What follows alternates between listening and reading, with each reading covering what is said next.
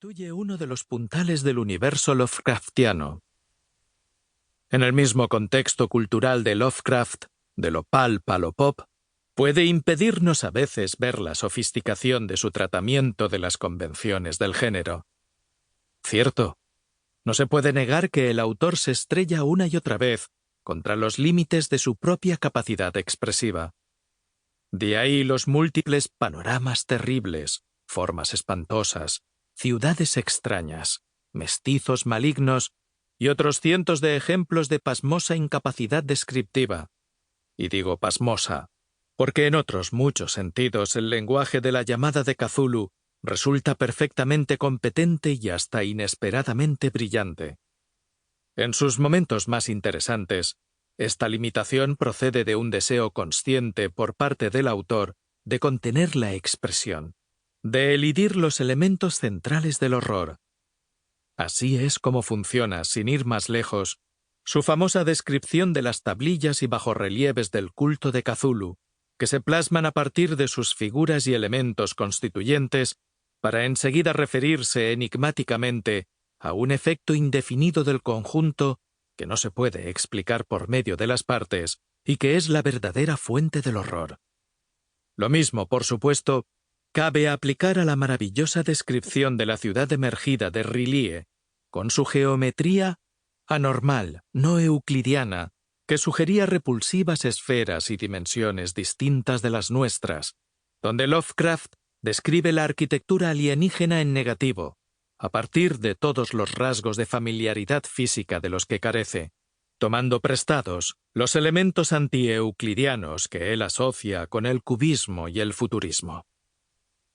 La gran mayoría de expertos en Lovecraft coinciden en señalar la llamada de Cthulhu como la inauguración de su espléndida década y media final de visionario absoluto.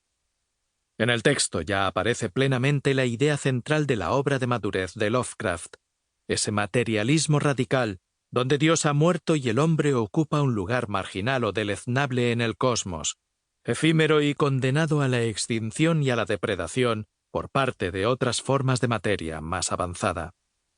En tanto que conjuro, por consiguiente, la llamada de Cthulhu no es otra cosa que una execración.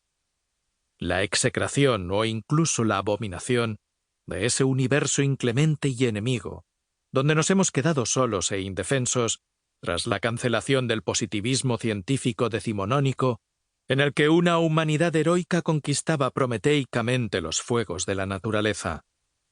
Ahí reside la verdadera fuerza de la obra de Lovecraft, en su capacidad para traducir una idea filosófica a cuento de miedo, en un sentido parecido a cómo la visión cósmica de nuestros ancestros aprendió a convertirse en folclore siniestro para ser comunicado al inconsciente del ser humano e impreso en él.